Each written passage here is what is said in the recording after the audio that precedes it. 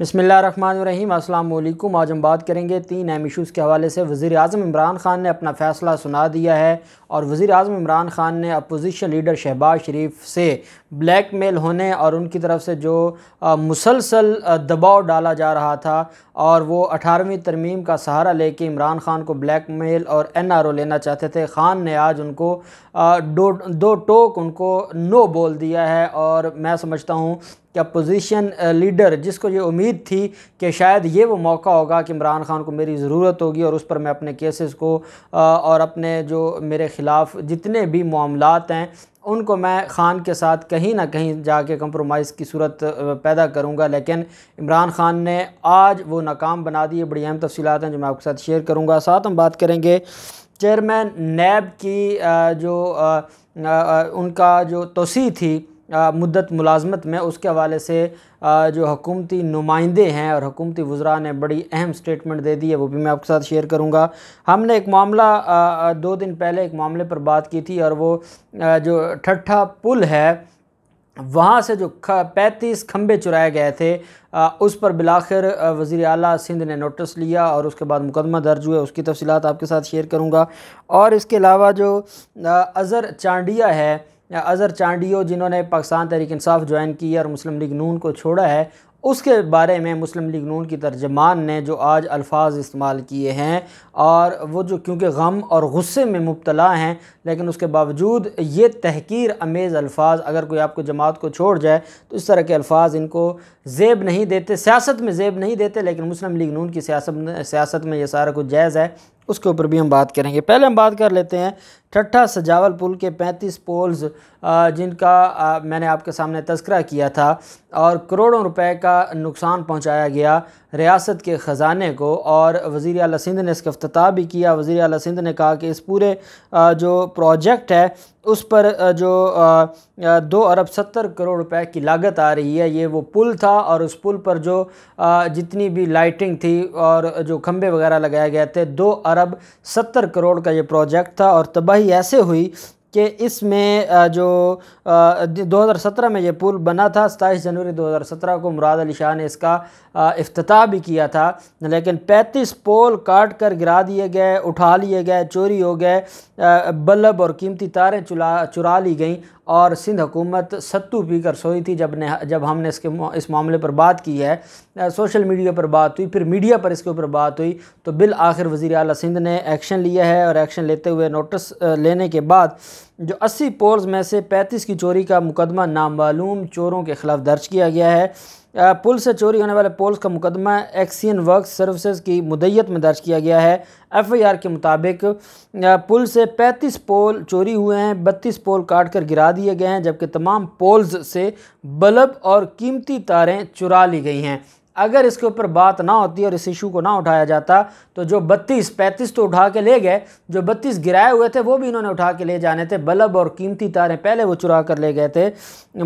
लेकिन जो इस पर एक 3 रुकनी कमेटी भी तश्कील दी है मुराद अली शाह ने, और एक्सियन हाईवेज़ मिट्टी असिस्टेंट इंजीनियर और सब इंजीनियर को मुअत्तल करके 3 रुकनी कमेटी तश्कील दे दी है और उसमें यह कहा है कि इस मामले को जल्द अज जल्द इंक्वायर किया जाए, क्योंकि जब भी चोरी की बात होगी तो चोरी का जो खुरा है वो बिलावल हाउस से जा निकलेगा। इस वजह से ना इस इंक्वायरी कमेटीज़ में कुछ होना है, ना मालूम FIR में से क्या होगा। क्या कोई ज़िम्मेदार नहीं था, कोई ऐसी अथॉरिटी नहीं थी जो उस पुल की देखभाल करने वाली थी? क्या किसी को ये ज़िम्मेदारी नहीं सौंपी गई थी? ये इतना बड़ा कोई छोटी चीज़ें हैं और समझ आती है कि कोई छोटी चीज़ें चुराई गई हैं, खंबे चुरा के ले गए, ना उस जो इलाके का पुलिस स्टेशन है उस SHO के ख़िलाफ़ अगर कोई कार्रवाई होनी है, ना जो वहाँ पर हाईवे डिपार्टमेंट के लोग हैं उनके ख़िलाफ़ कोई कार्रवाई होनी है, तो फिर ये किसके ख़िलाफ़ कार्रवाई होनी है और किसको बेवकूफ़ बनाया जा रहा है? लेकिन हम उम्मीद करते हैं कि मुकदमा दर्ज हुआ तो इंशाअल्लाह वक्त आएगा कि इन लोगों के ख़िलाफ़ कार्रवाई भी होगी।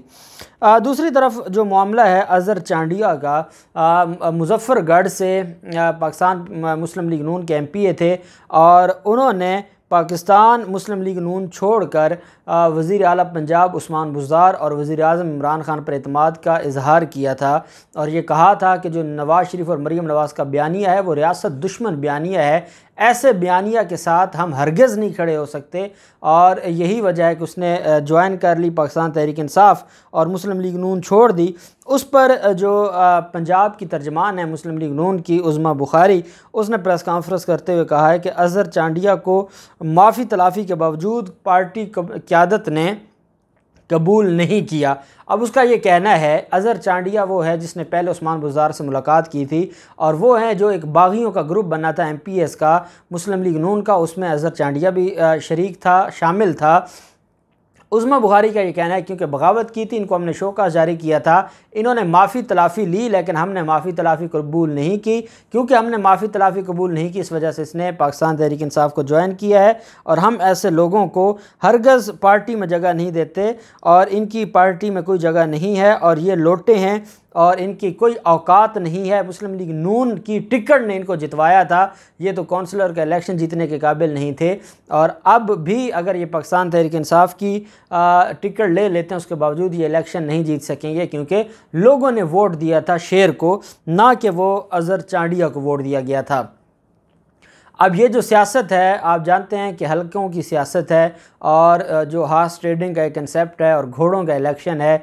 जिसने अच्छा घोड़ा ख़रीद लिया वही इलेक्शन जीतता है। आप जानते हैं कि ना किसी जमात के मंशूर, ना किसी जमात के नज़रिए की बुनियाद पर वोट दिया जाता है। हाँ, अगर इमरान ख़ान या ऐसी कोई शख्सियत हो कि जिस शख्सियत को देख के लोग वोट फिर भी दे देते हैं, नज़रिया मंशूर, अभी हमारी कौम उस मुकाम पर नहीं पहुँची कि मंशूर देखे, नज़रिए को देखे, जो उनकी तरफ से ऑब्जेक्टिव बताए जा रहे हैं वो देखे और उसके बाद फ़ैसला करे। ये बदकिस्मती है कि अभी तक ऐसा कुछ नहीं हुआ। Chairman NAB justice retired Javed Iqbal की जो तोसी है मुद्दत मुलाजमत में, उसके हवाले से फ़रोग़ नसीम साहब का हालिया जो बयान सामने आया है, उन्होंने ये कहा है कि दोबारा तकरीर से मुतल्लिक़ अभी कुछ फ़ाइनल तो नहीं हुआ, हमें ऐसा नैब चेयरमैन लगाना है जो गैर जानिबदार और उसकी परफॉर्मेंस भी हो। उन्होंने कहा कि हाज़िर चेयरमैन नैब की दोबारा तकरीरी के दो तरीके हैं, एक तरीका कानून साजी है, दूसरा मौजूदा कानून में तरमीम है। या तो नई कानून साजी की जाए या इस कानून में तरमीम की जाए, ये दो तरीके हैं इनकी मुद्दत मुलाजमत में तोसी के। अब वो पार्लियामेंट के ज़रिए करवाना है या ऑर्डीनेंस के ज़रिए करवाना है, ये फ़ैसला करेंगे वज़ीर आज़म इमरान ख़ान। फ़रोग़ नसीम साहब ने कहा कि नैब चेयरमैन की तकरीरी के लिए अपोजिशन लीडर से भी मुशावरत जो माजी में होती रही है। अगर कायदे हिज़्ब इख्तिलाफ़ पर करप्शन केसेस हैं तो इससे इससे मुशावरत मफादात का टकराव होगा। अपोजिशन लीडर जिसके अपने ख़िलाफ़ इतने बड़े बड़े रेफरेंसेस हैं, मनी लॉन्ड्रिंग के केसेस हैं, जब उनसे मुशावरत करेंगे तो फिर जो इंटरेस्ट है उसमें जो कन्फ्लिक्ट ऑफ इंटरेस्ट है, जो मुशावरत और मफादात का टकराव है, उससे मामला ख़राब होगा। उन्होंने कहा वज़ीर आज़म पर भी करप्शन का केस होता तो उनको भी मशवरा देता कि आप मुशावरत के हिस्से में, मुशावरत क्या जो प्रोसेस है उसमें शामिल ना हों। फ़रोग़ नसीम साहब ने कहा कि chairman NAB justice Javed Iqbal ईमानदार कानून के तहत काम कर रहे हैं। चेयरमैन नैब से मुतल्लिक़ जो मुतनाज़ वीडियो है उनकी करप्शन से मुतल्लिक़ नहीं है, बल्कि वो जो एक वीडियो है, अलेज्ड वीडियो है, आज तक उसकी तहकीक के लिए अपोजिशन ने कोई दरख्वास्त नहीं दी।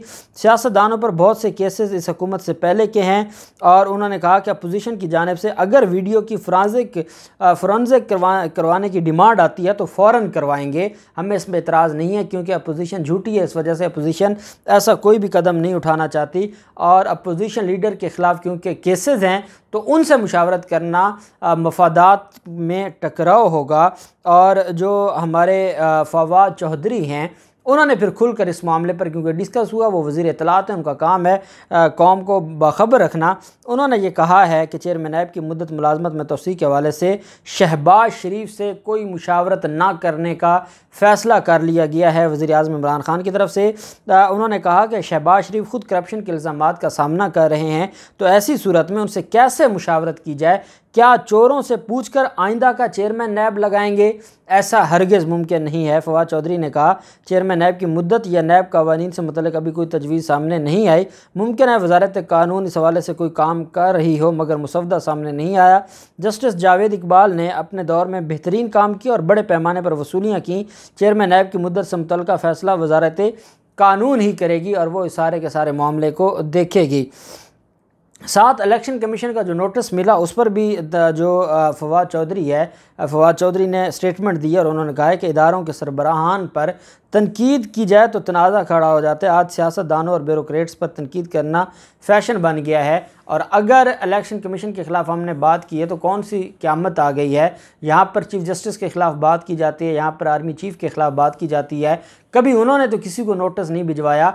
इलेक्शन कमीशन इतना पर्सनल क्यों हो रहा है और क्यों अपोजिशन के पे रोल पर काम कर रहा है, ये भी इलेक्शन कमीशन को देखना होगा।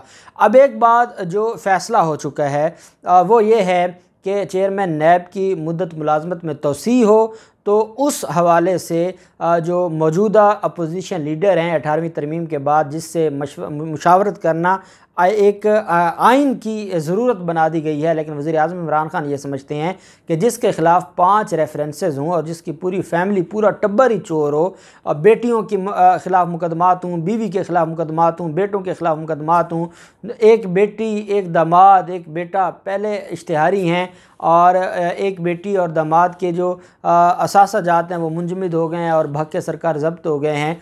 तो ऐसे में उनसे मुशावरत करना कानून का खिलवाड़ होगा। चोर को कहा जाए कि वो अपनी मर्ज़ी का SHO लगाए, ऐसा नहीं होता, और ये मफादात का टकराव है। और हमने फ़ैसला कर लिया है कि चेयरमैन नैब की तोसी के हवाले से शहबाज शरीफ से मुशावरत नहीं की जाएगी, क्योंकि वो NRO मांगते हैं और ख़ान NRO नहीं देना चाहते। अब देखते हैं सारे मामलात में क्या डेवलपमेंट होती है। जो भी डेवलपमेंट होगी आपके साथ शेयर करते रहेंगे। अल्लाह पाक पाकिस्तान का हामी नासिर हो। बहुत शुक्रिया। अल्लाह हाफिज़। पाकिस्तान जिंदाबाद।